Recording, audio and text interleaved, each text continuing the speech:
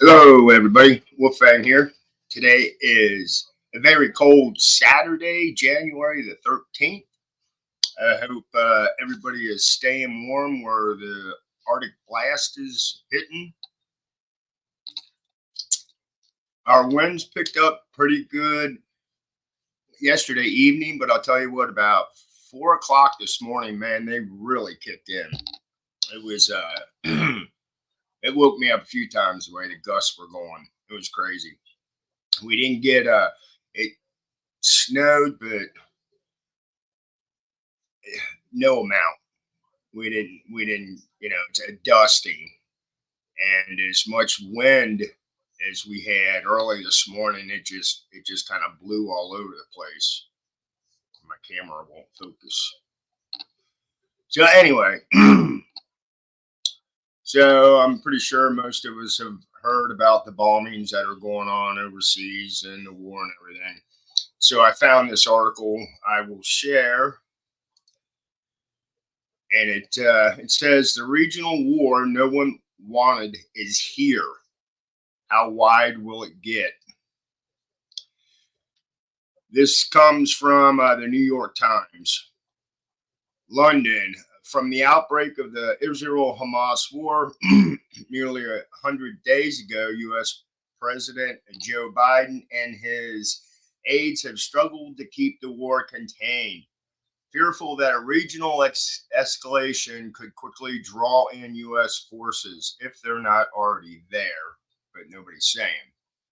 Now, with its U.S. led strikes on nearly 30 sites in Yemen on Thursday and a smaller strike Friday, there is no longer a question of whether there will be a regional conflict.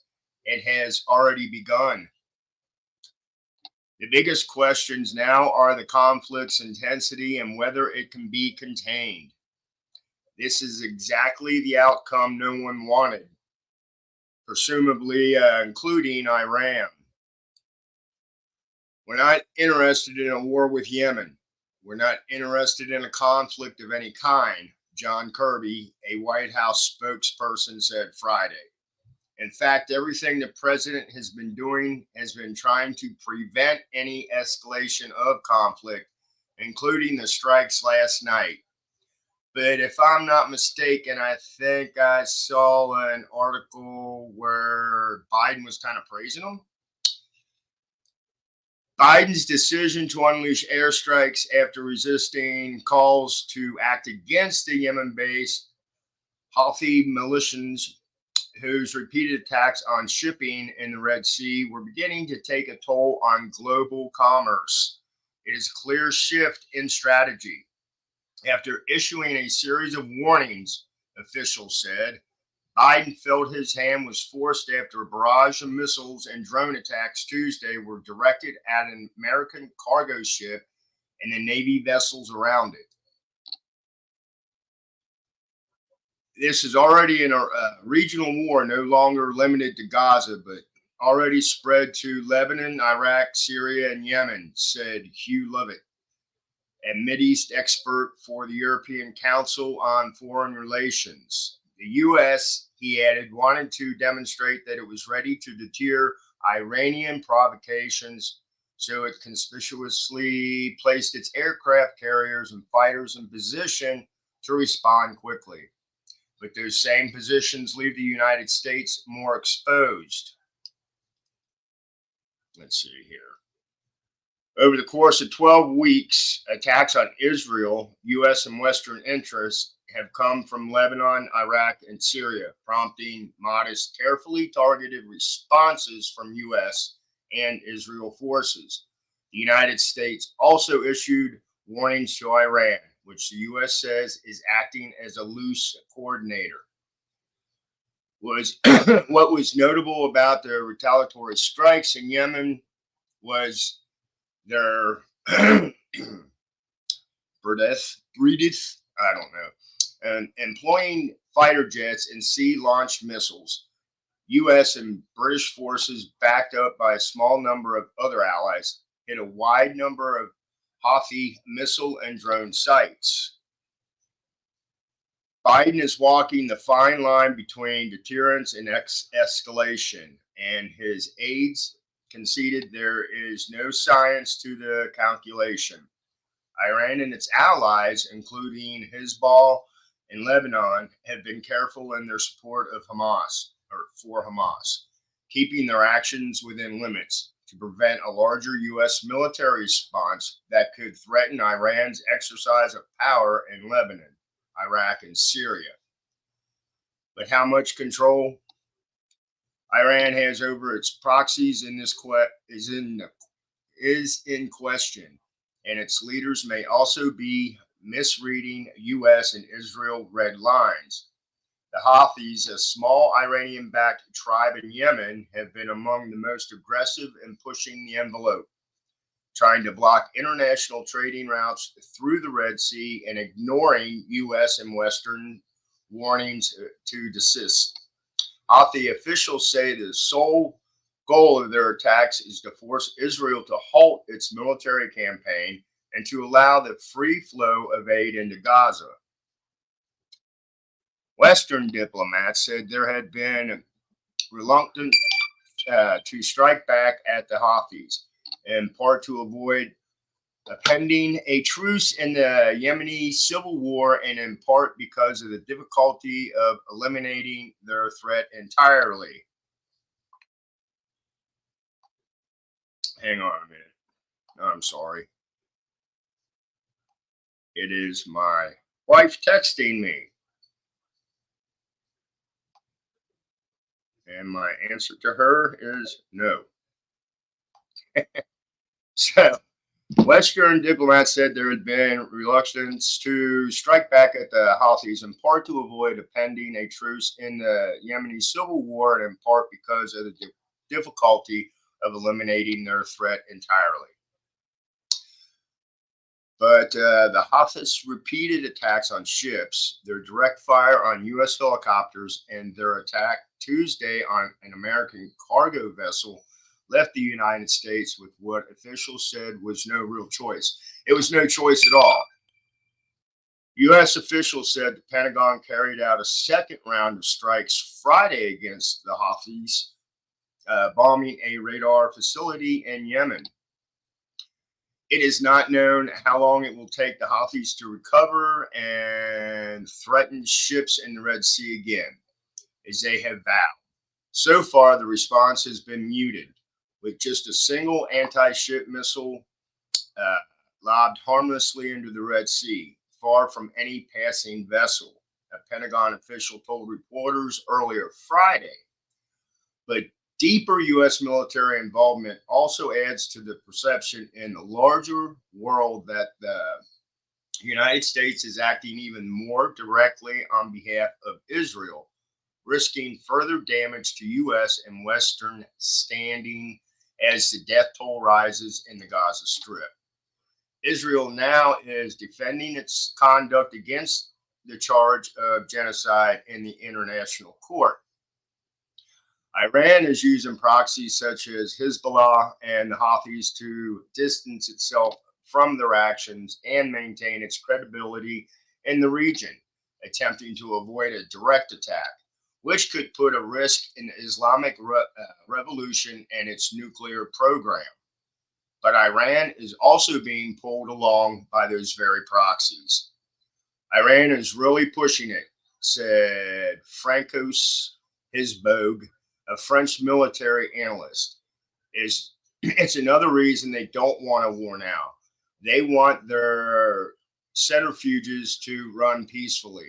The Iranians do not have a nuclear weapon, but could enrich enough uranium to weapon grade in a few weeks, from the current 60% enrichment to 90%, he said. They've done 95% of the work. Israel also is retracting up on its attacks on Iran's proxies, especially in Lebanon and Syria.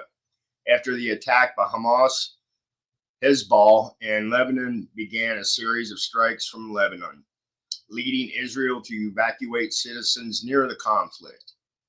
After that, Israel's air campaign has killed 19 Hezbollah members in Syria in 3 months, more than twice the rest of 2023 combined, according to a count by Reuters news agency.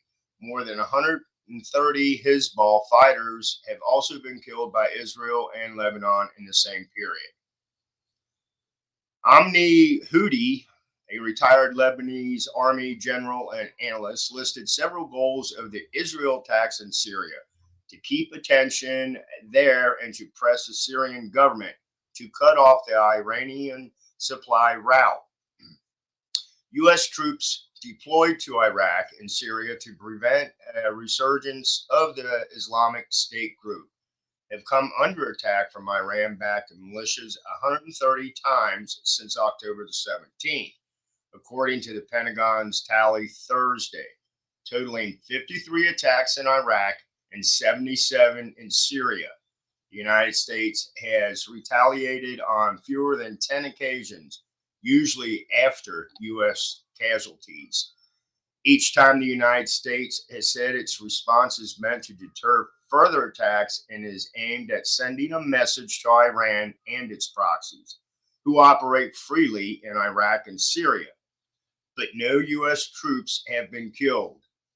The worry, according to U.S. officials, is that sooner or later, one of these attacks will kill troops, and then the response would be much more deadly and could spiral out of control. On January the 4th, the U.S. military launched a rare retaliatory strike in Baghdad that killed a militia leader it blames for recent attacks on U.S. personnel, a move condemned by Iraq's government. While the Iraqi government is now dominated by parties close to Iran, the U.S. presence has been tolerated largely because of the fear that without U.S. help, the Islamic State group could quickly regain ground. But Friday, in a statement, Iraq's foreign ministry condemned the strikes on the Houthis in Yemen. We believe that expanding the scope of targets does not represent a solution to the problem. Rather, it will lead to an expansion of the scope of the war, the statement said. Although the main attention has been on Hamas in Gaza and Hezbollah, the Houthi threat to trade has the potential for the largest global impact, since about 30% of the world's container ships pass through the Red Sea. Already, Volvo, Tesla, and other car makers in Europe have suspended production for a few days or more because of their interruptions in receiving parts as ships route around the Red Sea and Suez Canal. The United States and more than a dozen other countries have created a coalition to protect shipping, Operation Prosperity Guardian.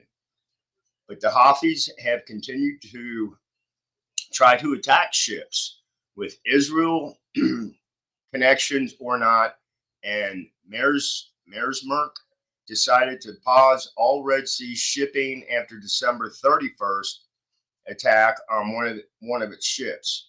It has warned its customers to expect significant disruptions, and analysts expect higher prices to add to global inflation.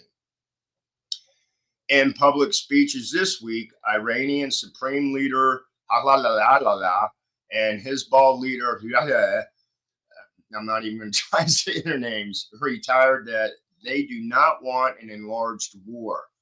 But Colin P. Clark, a counterterrorism expert who is director of research at the Sufin Group, said Israel could not afford to be complacent given its grave miscalculations before October 7th, that Hamas was also not interested in a war. Sure in the hell doesn't sound like it to me.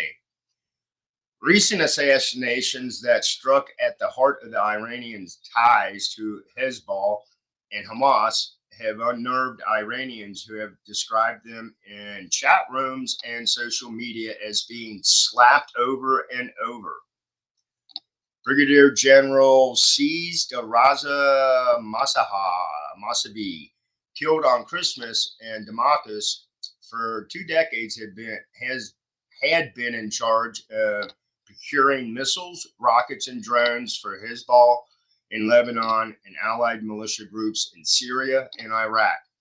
According to Iranian media reports, Khamenei performed a prayer of the dead ritual above his body at his funeral in honor reserved for the most revered underlines. Salah al, deputy political head of Hamas, killed in a drone strike in the heart of Hezbollah's power base in Dena district of Beirut, was the closest member of Hamas to Iran and Hezbollah, and the person they trusted most with sensitive messaging and facilitating funding and technical know-how from Iran. So that was a mouthful. I, I try to pronounce that shit as best I can, but hey, it is what it is, people. So, will this escalation get worse? I don't know. None of us really know. I don't even think the people sitting in the think room or the situation room have an idea. But remember, the war machine makes money. I think the United States wants it as long as they can keep it over there. Once it comes to our land, it's a whole different ballgame. So that's just news update on what's going on overseas and with the Red Sea. Like I said in a video the other day, that's a big passageway for those container ships. So if that gets all blocked up, you will probably notice, less products around. All we can do is wait and see what happens. So I hope everybody has a great Saturday afternoon. Everybody that's in the cold area, stay warm. Keep blankets, flannels, whatever. Snuggle up with your loved one. Do whatever you got to do to stay warm. Thankfully, we did have some power outages here in Cincinnati, but we didn't get hit with any of them, so that's good. I had all my stuff out last night just in case. So, but anyway, this is Wolfang. Blessed be, stay safe, and I will chat with you all later. Bye.